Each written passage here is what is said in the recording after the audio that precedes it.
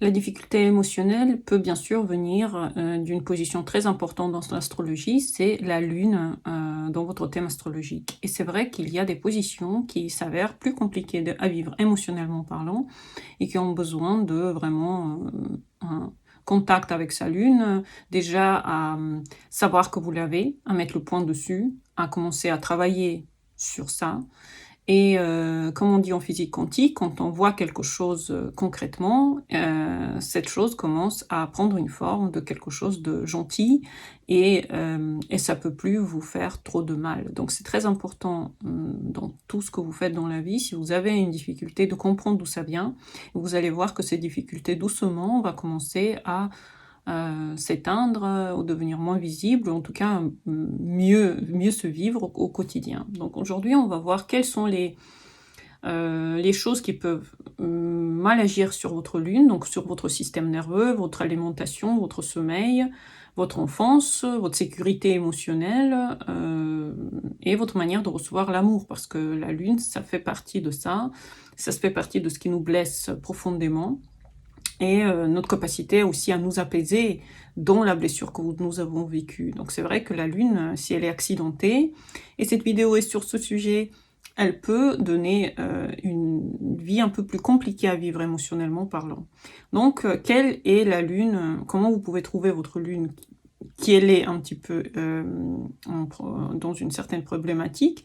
Si votre lune est en chute, en exil, si votre lune, elle est conjointe ou elle est en lien avec Saturne, Pluton, Mars, Neptune, Uranus, si elle est en maison 8, si elle est en maison 12, si elle est fortement aspectée par des planètes, surtout difficilement aspectée, si elle est isolée, ou lorsque toute la carte confirme cette dynamique où la Lune elle est mal positionnée, elle a un problème, vous voyez qu'elle est interceptée par exemple, qu'elle a des mauvais aspects, en même temps elle est dans un signe compliqué. Donc passons pas à pas, je vais pas tout dire je pense dans cette vidéo, il y a des choses que je vais omettre, donc venez en consultation pour qu'on voit vraiment comment aider votre Lune. Ici, je vais un petit peu juste décrire les positions qui, pour moi, s'avèrent les plus compliquées à vivre. Déjà, la Lune en Scorpion, c'est très intense émotionnellement et vécu quand on est jeune de façon très émotionnelle et très secrète. Elle montre très très peu, mais elle ressent tout. Et ensuite, elle a du mal à partager ce qu'elle ressent avec les autres, puisque c'est quelque chose pour elle de très très compliqué déjà à vivre elle-même. Donc souvent c'est une ambiance très tendue quand on est jeune, c'est des secrets, des non-dits, une ambiance dans laquelle soit on ne comprend pas l'individu, soit on ne prête pas trop attention à lui ou à elle, et ça peut avoir la peur de perdre quelqu'un, des crises dans la famille par exemple, une mère, un père compliqué, manipulateur, qui rend la vie compliquée aux natifs, souvent la mère puisque c'est la lune, mais ça arrive que ce soit aussi le père, si la personne habite juste avec un parent par exemple, des émotions explosives, des deuils, ça peut être vraiment des choses difficiles à vivre au quotidien, et cette lune apprend très tôt qu'elle ne peut pas vraiment faire confiance, que l'amour ça peut disparaître, qu'il y a une solitude assez intense en fait dans l'être, et cette personne apprend qu'elle doit toujours rester sur ses gardes, qu'elle ne peut pas toujours faire confiance, qu'elle doit tout analyser, et voilà, elle teste les gens, avec le temps elle comprend que tout doit être testé, tout doit être, rien n'est si facilement compris dans cette vie, il faut passer par des moyens compliqués, il faut manipuler, il faut savoir il faut chercher les preuves, savoir aller au-delà en fait du sens. Dans la phrase, ça peut être un sens caché. Et elle rêve d'une fusion. Elle rêve d'une fusion avec l'autre. Elle rêve que l'autre partage avec elle toutes les choses qu'elle a besoin de comprendre. Et sa peur, malheureusement, la peur justement de cette fusion, la peur de la douleur que ça peut engendrer, un peu dissoudre aussi cette fusion que la personne commence à avoir avec quelqu'un, par exemple. Et du coup, ça donne des relations assez difficiles à vivre pour l'individu et pour les gens qui sont autour, puisque ça rend la personne très intense. La lune en Capricorne en deuxième position. Vous pensiez que j'allais l'oublier? Pas du tout. La lune en Capricorne fait partie des positions compliquées pour la lune, puisque vraiment c'est un exil, c'est dur, c'est un enfant qui très tôt devient un adulte, parce qu'il est face aux situations qui sont pas pour un enfant, sont pour à vivre une façon plus difficile à vivre l'enfance. Et c'est pour ça que souvent la lune en Capricorne, quand elle devient adulte, elle a du mal à vivre sa vie adulte. Elle veut rester un enfant le plus possible, parce qu'elle a dû très tôt facer le fait que les parents étaient des enfants, il fallait les comprendre plus que l'enfant devait être compris, vous voyez. Donc on lui refuse la souffrance, on lui dit qu'elle n'a pas le droit de pleurer, par exemple, que pleurer c'est négatif, que c'est pas autorisé, par exemple, par la famille. Donc il y a énormément de solitude, de souffrance interne, il y a le besoin d'être raisonnable. Alors comment un enfant peut être raisonnable? Il faut aider les autres. Si tu n'aides pas, c'est quelqu'un, tu es complètement moins que rien. Donc on lui donne en fait des soucis psychologiques, comme si elle doit se sentir coupable, elle doit se sentir redevable, elle doit pas déranger. Donc par exemple, un enfant qui n'a pas le droit de venir dans le salon où il y a les parents, parce que les parents ont besoin de repos. Donc cette lune, en fait, très tôt, elle comprend que bon, elle n'a pas beaucoup de place, en fait, et elle doit se trouver un gros coin pour exister. Et les émotions, ça dérange, en fait. Quand je suis émotionnelle, les gens n'aiment pas, donc je dois absolument savoir garder mes émotions à l'intérieur de moi, je dois savoir les cacher, les fermer. Et à l'âge adulte, c'est ça.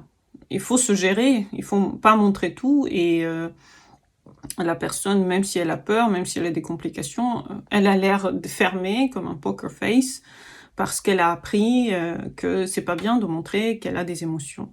Ou alors si les émotions sortent, elles sortent de façon un peu trop puissante, et ça aussi c'est dérangeant pour les autres. Donc les autres pensent qu'elle va bien, tout va bien, mais en fait, à l'intérieur, elle est épuisée de cette idée, et bien sûr, elle cherche un partenaire avec lequel elle pourrait être elle-même, sans cacher sa peur, sa mélancolie, et aussi quelqu'un qui puisse la soigner pour que cette mélancolie puisse se transformer en vie meilleure. Mais c'est très, très compliqué. Donc voilà, deuxième position revient à la lune en Capricorne. Troisième position, on pourrait parler de la lune en Cancer aussi. Pourquoi? Parce que la lune en Cancer, malgré le domicile qu'elle a, peut avoir cette éponge émotionnelle, et tout est ressenti à 3000%. Si vous pensez que la personne lune en Cancer vit bien les choses, elle les vit tellement fortement que bien sûr, elle va essayer de se protéger le plus possible. C'est pour ça qu'on voit peu de lune en Capricorne en politique, par exemple, ils pourraient pas trop exister dedans. On les voit bien dans les familles, parce que c'est la chose la plus familiale qu'on peut trouver.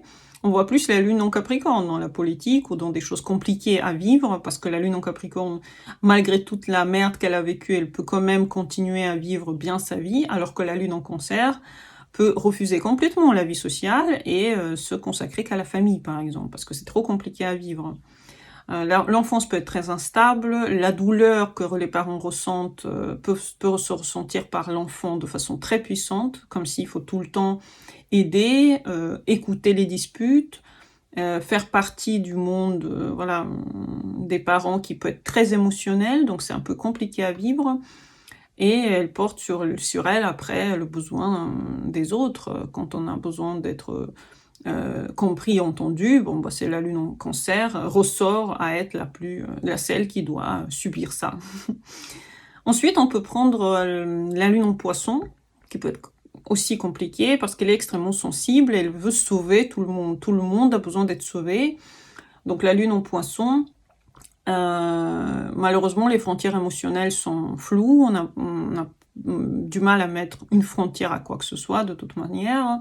Elle ressent les émotions des autres, et elle attire effectivement à elle les personnes perdues, les personnes qui ont besoin d'aide, les personnes qui sont malades, les victimes, les dépendants, les manipulateurs, parce que cette lune elle croit qu'elle peut sauver et elle peut donner tout l'amour du monde à quelqu'un qui est perdu. Mais il y a une différence entre compassion et sacrifice, et bien sûr ici, le lien, il peut être un peu compliqué. La lune en vierge, bon là, franchement, elle ne ressent pas moins que les autres, elle ressent beaucoup, mais elle réfléchit trop. Elle réfléchit sur chaque émotion comme si c'est un problème à résoudre, et elle peut effectivement vivre sa tristesse de façon très cachée, et tellement cachée que ça peut se transformer en maladie, par exemple psychosomatique, parce que le cerveau n'arrête jamais d'analyser, n'arrête jamais à fonctionner, et bien sûr, elle veut tout contrôler ensuite à cause de ça. Ensuite, la lune en bélier, position très compliquée parce que très impulsive, elle ressent immédiatement les choses, comme si ça lui saute au visage, et elle ressent ça très fortement, très vite, et ces enfants des enfants qui pouvaient provoquer des conflits, crier, avoir des situations conflictuelles desquelles ils ne pouvaient pas sortir facilement, et des réactions explosives. Donc avec le temps, si la personne continue à vivre comme ça, dans la société, c'est pas pris très très bien quand on montre autant ce qu'on ressent. Il doit absolument mener cette énergie dans une profession qui peut accepter les émotions, le théâtre et autres. La colère et tristesse, c'est quelque chose qui va ensemble dans la lune en bélier. Donc, c'est important effectivement de travailler énormément sur soi. Ensuite, il y a des conjonctions à la Lune qui sont compliquées, comme par exemple la Lune Saturne, qui est vraiment difficile émotionnellement, peu d'amour, a reçu peu d'amour dans l'enfance et porte énormément sur ses épaules. Ensuite, on a la Lune conjoint Pluton, qui est un petit peu pareil que la Lune en Scorpion. L'intensité est maximale, on ressent beaucoup de choses et on est attiré par les obsessions, on est attiré par le besoin de contrôler. L'immense pouvoir de renaissance existe tout de même, mais c'est compliqué à vivre. La Lune conjoint Mars, c'est très compliqué, surtout pour la femme. Elle peut attirer des hommes violents aussi, et les émotions sortent immédiatement. Et si elles ne sortent pas, si cette conjonction a un mauvais aspect, elle peut attirer des hommes violents pour lui montrer qu'elle a une force qu'elle refuse de voir en elle. Donc le système nerveux reste tout le temps en alerte, et si c'est comme ça, ça ne va pas attirer des gens calmes non plus. La Lune conjoint la Lune conjoint Neptune, pareil, c'est quelque chose où les émotions sont vraiment envahissantes, comme chez le Poisson.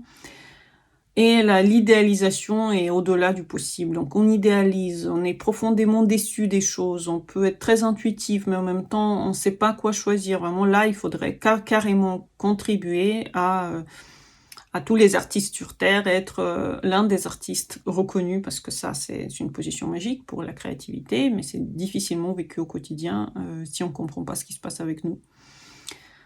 Ensuite, les maisons qui influencent la Lune, la maison 8 du Scorpion influence la Lune énormément. Si elle a la Lune dedans, on a peur des crises, mais on grandit dans les crises aussi émotionnellement parlant. Et elle peut connaître effectivement les transformations énormément, les ruptures, les décès, vivre ça de façon très intense, les secrets, etc. Donc elle apprend à renaître de ses cendres, mais pour se recoller, c'est compliqué ensuite. La maison 12, donc la maison de la souffrance aussi, effectivement, l'invisibilité dedans est difficile pour la Lune. C'est une solitude qu'on ressent à l'intérieur de soi, c'est comme si personne ne peut nous comprendre. Et elle peut porter des problèmes, des émotions familiales de génération en génération aussi. Donc c'est quelqu'un qui peut vraiment naître avec des problèmes du père et de la mère et malheureusement doit les porter sur elle. Donc il y a une grande empathie chez les gens qui ont ces positions-là ou les autres que j'ai pas citées. Bien sûr, il y en a d'autres, mais il y a une intuition très remarquable, très fine. Il y a un besoin d'être partie de ce monde de façon plus profonde et ça peut donner des grands écrivains, des psychologues, des astrologues, des gens qui sont super dans la thérapie, dans des professions artistiques. Autrement, autrement comment on peut vivre des situations compliquées, comment on peut vivre des positions compliquées. en tirant des leçons et en regardant ça comme si, vous voyez qui c'est, comme si c'était une physique quantique devant vos yeux, vous comprenez quelque chose et vous essayez de vivre cela de façon plus consciente. Et vous voyez que votre vie est meilleure ensuite. Par exemple, la lune en Scorpion devrait comprendre que l'intimité ne nécessite pas toujours le contrôle. Par exemple, ça peut être quelque chose de très important à comprendre pour la lune en Scorpion. Pour la lune en Capricorne, c'est s'autoriser à demander de l'aide aux autres, ne pas tout porter sur soi, ne pas aller jusqu'à l'épuisement dans ce qu'on fait. Ensuite, la lune en Cancer doit comprendre qu'elle ne peut pas protéger, aimer tout le monde. Chacun est digne, libre de choisir sa souffrance aussi. La lune en Poisson doit mettre des frontières, hein, ne pas se perdre dans la compassion, savoir voilà, se détacher des choses. La lune en Vierge doit accepter qu'une émotion ne va pas résoudre toujours tout. Il faut aussi aller dans le fait de traverser cette émotion sans vouloir l'analyser, par exemple. La lune en Bélier doit créer des espaces entre l'émotion et la réaction, et ne pas toujours réagir dès que l'émotion agit. C'est très compliqué tout ça, donc venez en consultation, on va regarder chacune de vos positions, on va essayer de comprendre comment mieux vous en sortir avec votre lune. Et voilà, j'espère que vous avez aimé cette vidéo, à bientôt pour les nouvelles, bonne journée à vous et au revoir.